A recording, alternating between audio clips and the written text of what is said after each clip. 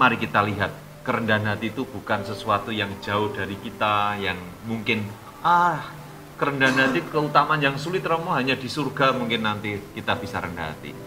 Ayo kita coba kanan kiri kita lihat dalam kehidupan sehari-hari. Pernahkah saudara sekalian menemukan pribadi yang rendah hati dalam hidup saudara-saudari? Ingin memahami satu kata, yaitu rendah hati, itu kita bisa memahaminya dengan menggunakan lawan katanya. Rendah hati lawan katanya sombong, ya. Angkuh, nah ya, kata Bu Ipah, tinggi hati. Bisa juga ada percikan sikap negatif juga dari lawan kata dari rendah hati, yaitu keras kepala, kaku.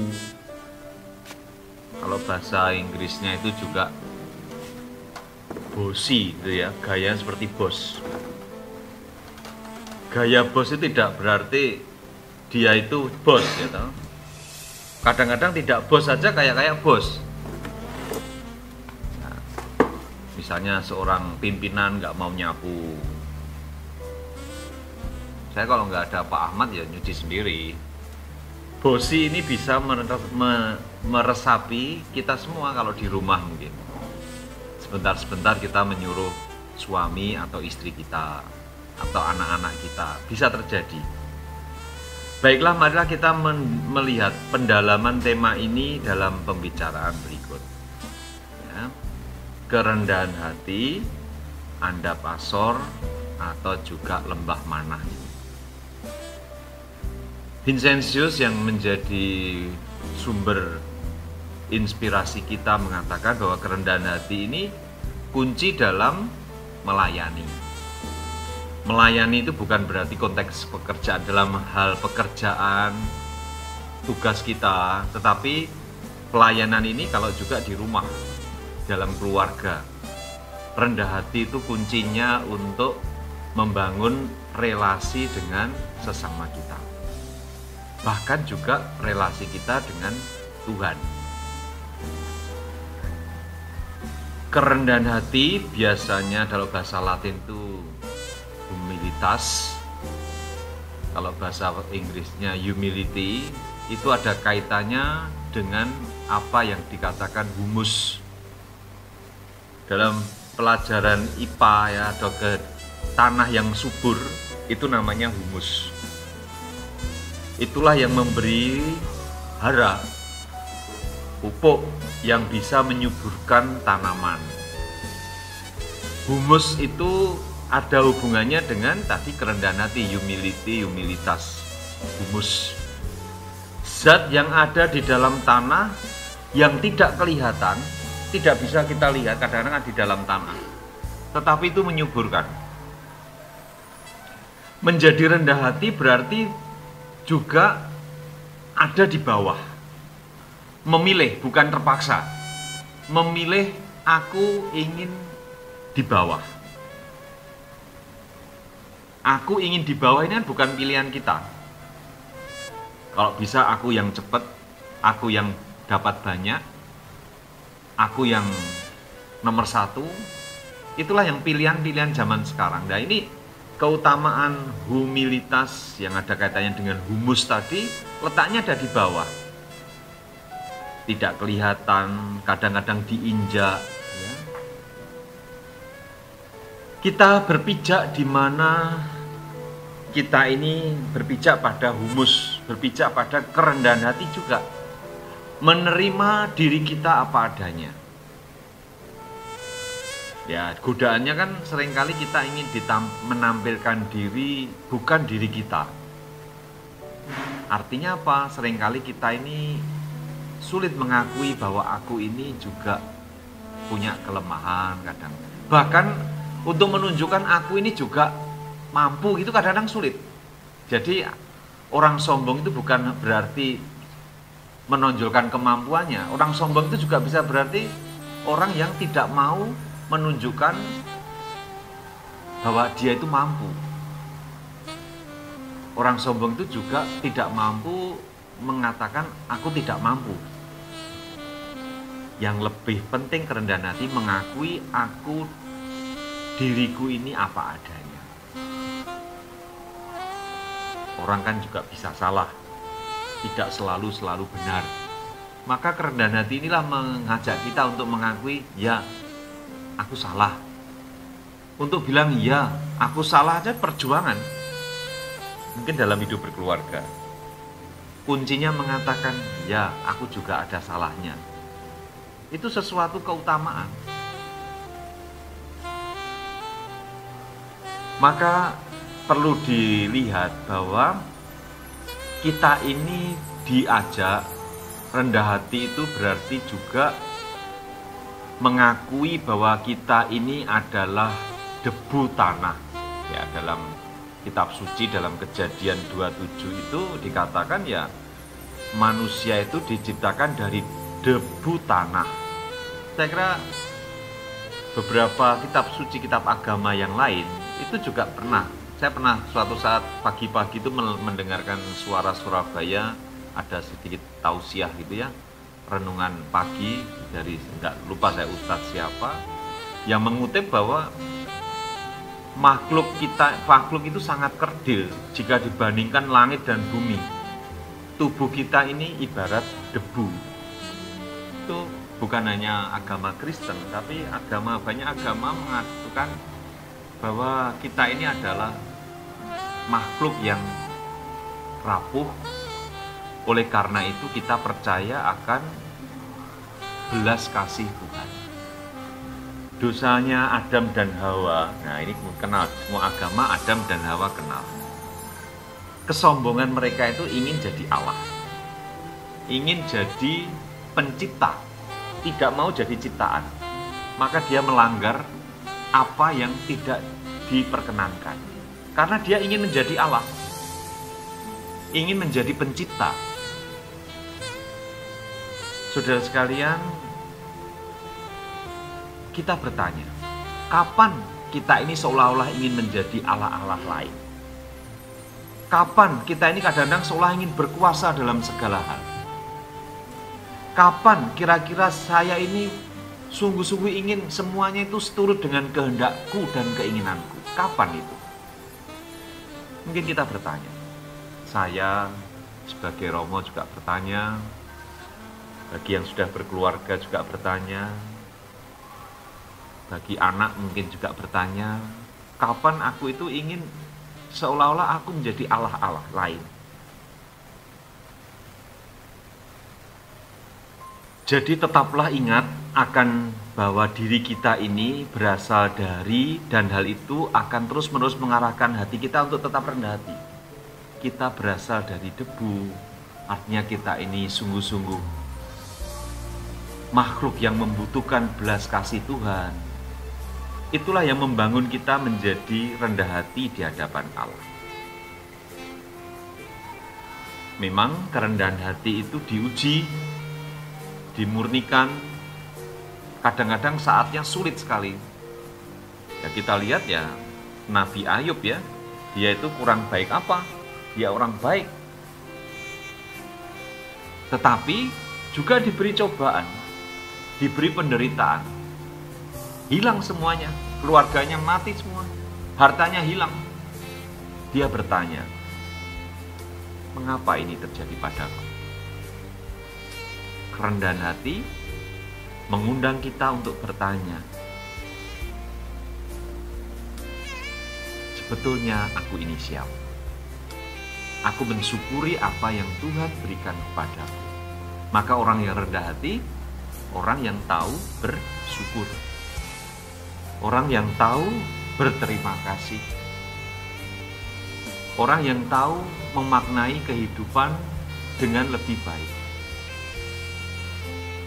Maka mari kita lihat, kerendahan hati itu bukan sesuatu yang jauh dari kita, yang mungkin kerendahan hati keutamaan yang sulit, Romo, hanya di surga mungkin nanti kita bisa rendah hati. Ayo kita coba kanan kiri kita lihat dalam kehidupan sehari-hari. Pernahkah saudara sekalian menemukan pribadi yang rendah hati dalam hidup saudara-saudari? Mungkin dalam diri bapak saudara sekalian. Mungkin juga dari ibu saudara sekalian. Mungkin dari kakak saudara sekalian. Mungkin dari adik saudara sekalian. Dari teman saudara sekalian. Coba temukan. Siapa pribadi rendah hati yang ada di sekitarku ini?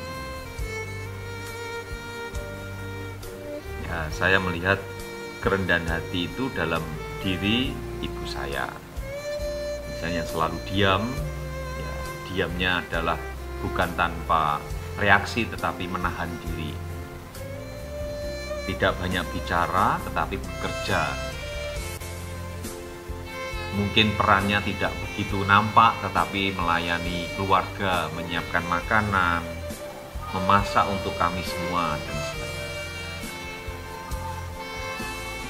Tentu saya melihat kisah kerendahan hati itu juga dalam diri yang tadi saya katakan, silakan di dalam permenungan hidup, tanya siapa yang aku bisa lihat kerendahan hatinya. Kalau kita lihat dalam Bunda Maria,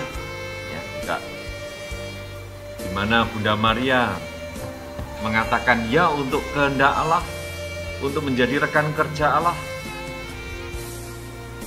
menjadi Bunda Yesus Kristus. Bagaimana dia juga sungguh-sungguh taat pada kehendak Allah. Bukan kehendakku saja yang terjadi, tapi kehendak Allah lah yang dia ikuti. Juga kita lihat ya, kisah anak yang hilang, yang saudara sekalian, misalnya dua anak ini yang di Injil itu ya, dua anak, yang satu bungsu, yang satu sulung. Yang sulung pergi dengan meminta warisan bapaknya, dan akhirnya dia mengalami penderitaan telah menghabiskan harta, tetapi dia kemudian ingat, di rumah bapak banyak sekali makanan, tapi sekarang ini saya menderita, bahkan makanan babi aku makan. Maka dia kembali kepada bapak. Kerendahan hati si bungsu ini, anak bungsu ini, sungguh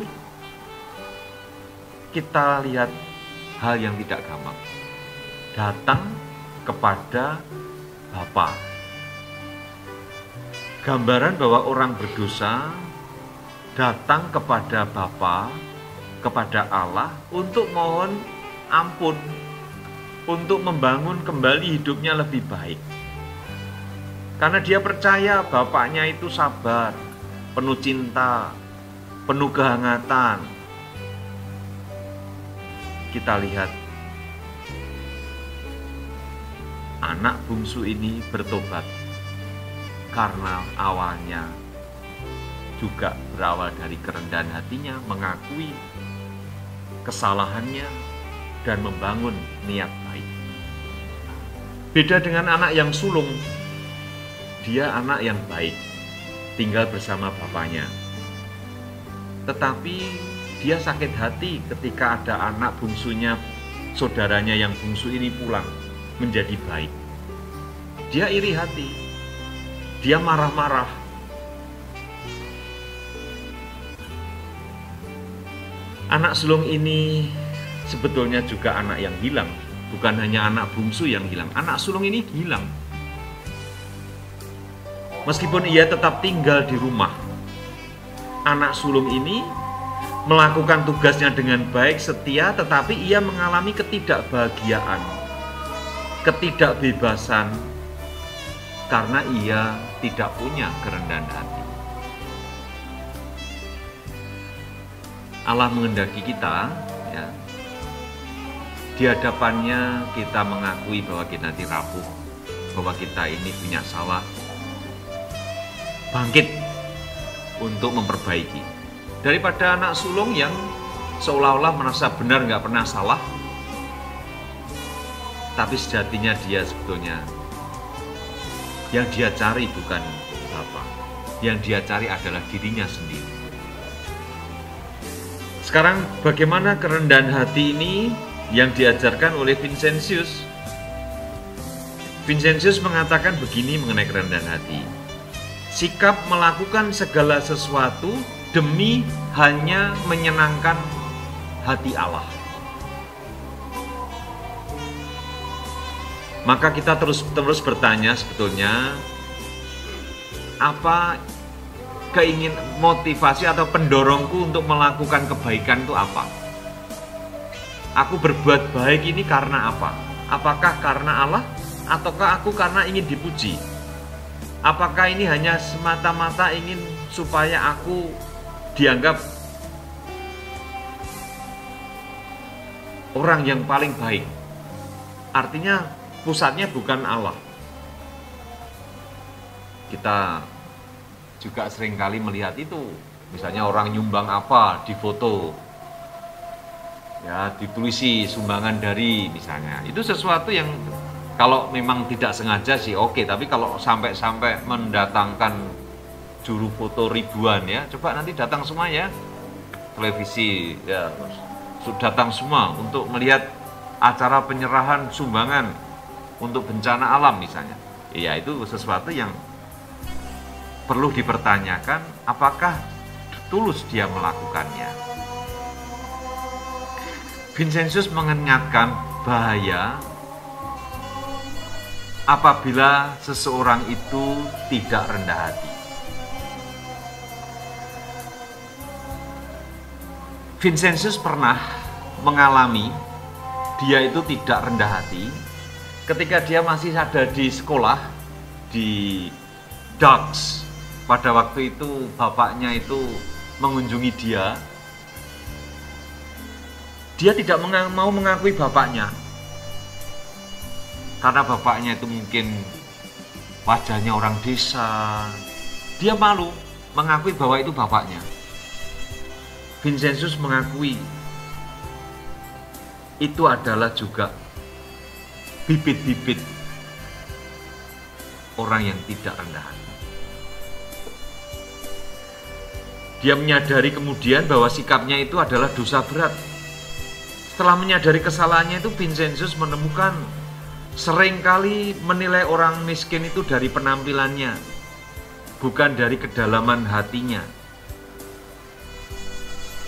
Padahal di balik semua itu, orang miskin, orang berkekurangan menampilkan sikap iman kepada Allah, yaitu tergantung hanya pada Allah. Positifnya, Vincentius itu lahir dari penduduk desa yang masih pencariannya tergantung dari alam. Kadang-kadang berladang, bertani, atau juga ternak. Ya, semuanya itu kan tidak bisa kita prediksi. Musim, tergantung dengan musim. Nah, pekerjaan sebagai petani, nelayan, peternak, itu semua sungguh dekat dengan sikap-sikap kerendahan hati, karena pekerjaannya tidak bisa tergantung dari hanya usaha manusia. Nelayan misalnya. Dulu saya pernah membantu di Tovoi, di salah satu stasi namanya stasi Onar. Di situ ada pasangan suami istri namanya Pascalis ya. Dia itu adalah nelayan. Jadi kalau lautnya itu anginnya besar, ya nggak akan berangkat berlayar mencari ikan. Suatu saat karena lama tidak berlayar, tidak bisa membeli solar untuk genset, sehingga rumah-rumah banyak gelap di stasi itu. Juga di gereja, biasanya gereja ada lampu terang. Kemudian dia berpikir, Bunda Maria nanti di sana sendirian, gelap lagi.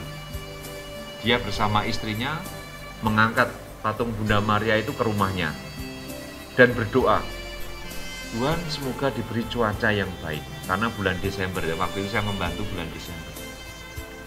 Setelah doa itu, dia mengatakan, tenang lautnya.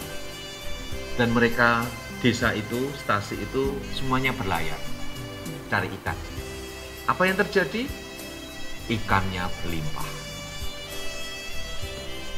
Saya ingin mengatakan, coba nelayan itu sungguh-sungguh dekat dengan teladan kerendahan hati ini, karena pekerjaannya tidak gaji yang setiap bulan diterima sama. Kadang-kadang ada baik, nasib baik, artinya ada musim baik, ya panen ikan, enggak ya sudah enggak ada makanan. Maka Vincenzo sendiri mengalami iman yang tergantung pada Allah.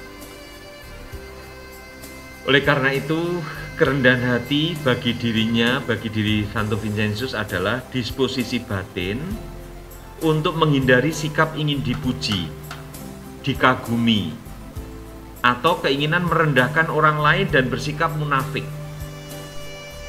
Itulah yang dihindari supaya bisa merengkuh apa artinya kerendahan hati. Ada 3 hal untuk kita hayati, kita bawa seturut ajaran Santo Vincentius mengenai kerendahan hati. Yang pertama, kita memandang diri kita ini pantas diremehkan dan dihina. Itu yang pertama. Vincentius mengatakan itu. Kerendahan hati itu ketika kamu mampu mengalami diremehkan, dihina. Itu kan nggak gampang, berat itu. Diremehkan dalam arti kita ini tidak dianggap. Mungkin kita juga dilangkai. Mungkin kita merasa tidak diorangkan ya.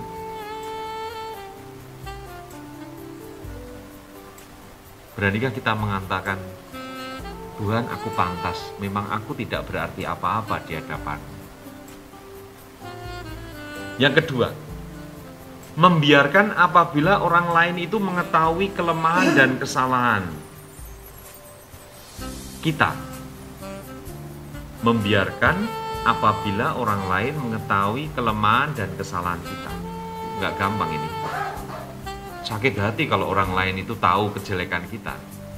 Meskipun itu memang benar, tapi sakit. Kita nggak terima. Nggak terima. Maka kita berusaha menggunakan namanya topeng.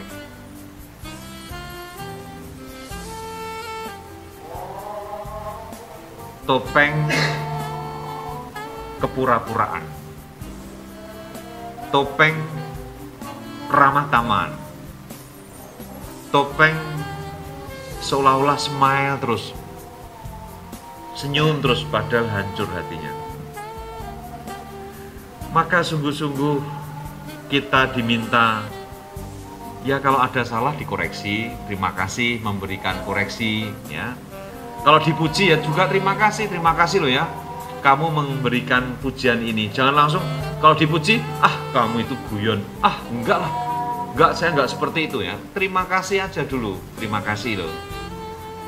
Maka di sini, di rumah ini, kita juga kalau bekerja, pujiannya Romo dengan pujiannya sesama teman kerja itu sama ya. Jangan kalau dipuji Romo merasa ya tadi saya dipuji Romo, dipuji Jati, dipuji Jati ya nggak ada pengaruhnya. Sama, dipuji Jati, dipuji Romo Sigit atau saya puji ya sama.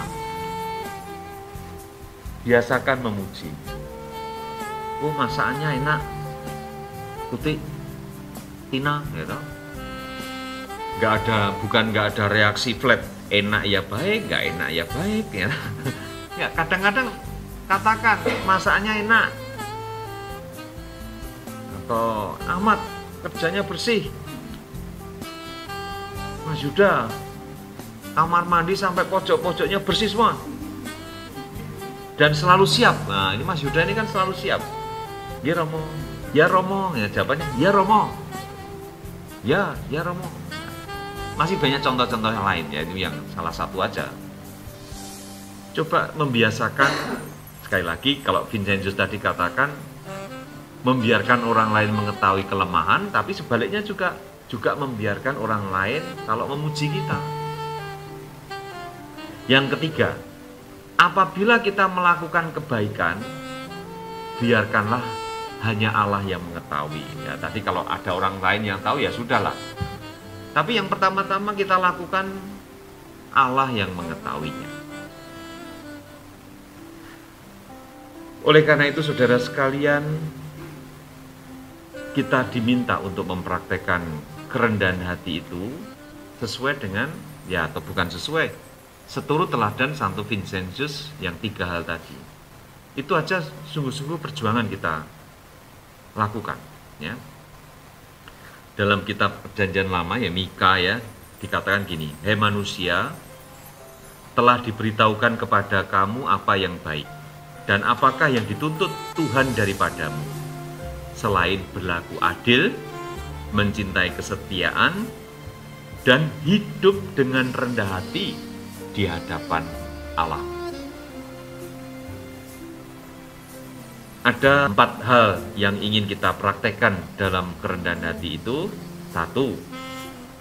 Mempraktekkan kerendahan hati dalam rangka melihat diri kita apa adanya di hadapan Tuhan. Kelebihanku, kekuranganku, terus dilakukan pola-pola ini. Nah, kalau malam ya, ibu-ibu yang mungkin tahajud ya malam hari, saatnya untuk ngelimbang melihat diri. Apa yang aku syukuri hari ini? Apa yang menjadi kesalahanku hari ini? Satu aja, 1 hari 1. Kebaikan apa yang aku lakukan hari ini? Disyukuri. Itu akan membuat kita itu bahagia hidupnya. 2. Jalan kerendahan hati ini adalah jalan untuk seperti tadi saya katakan pelayanan. Melayani sesama kita. Maka orang rendah hati itu juga akan rajin bekerja. Untuk mengetes para frater itu bisa lanjut ke jenjang imamat itu kalau dia juga bisa bekerja. Bekerja manual. Bekerja tangan. Maka kalau sejak frater dilihat memang nggak pernah bekerja tangan, tidak bisa bekerja tangan, mungkin dia juga kurang rendah hati. Karena nanti jadi romo, dia akan menjadi tuan-tuan nanti kalau tidak mau bekerja. Tuan-tuan kecil. Maka orang rendah hati ditunjukkan dengan bekerja keras, rajin.